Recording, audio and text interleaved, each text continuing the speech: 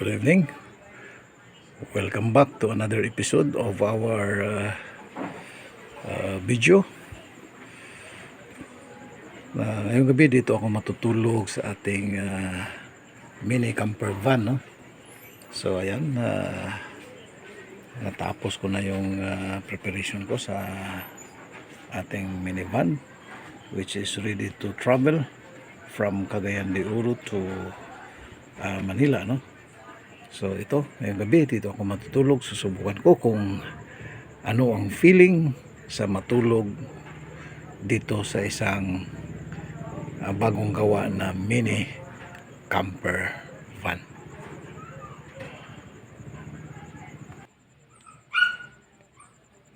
So ngayong gabi kasama ko ang aking Blue Yeti power station. Meron akong lampshade at meron din akong water, no? So ang aking beddings ay nandito. So ayan guys, no? Okay. So at least ma-experience ko lang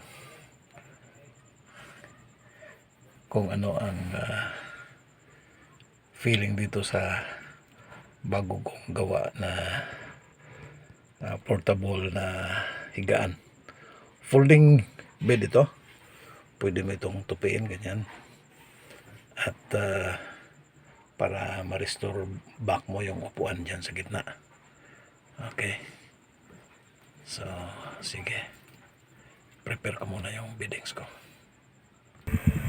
So, pinaandar ko ang ating mini electric fan na nakalagay dyan sa ibabaw, no? At power dito ng ating Blue Yeti power station. So ayan, ano, nakabuklat na yung comforter ko.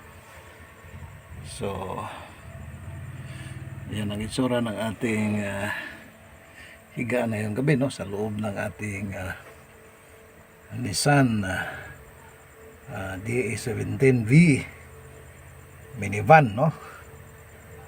So ang height ko ay 5'8". So ito namang length nito ay nasa mga 5.7. So medyo nabawasan ng konti, no? Pero anyway, kasya rin tayo dito. So ayan, meron tayong cooling system. Binuksan ko rin bahagya itong bintana natin para makapasok yung hangin at saka yung mga lamok, no? Okay, so guys, this is our new experience sa ating mini camper na ginawa natin. Okay, so for now guys, good night. Steady lang kayo dyan.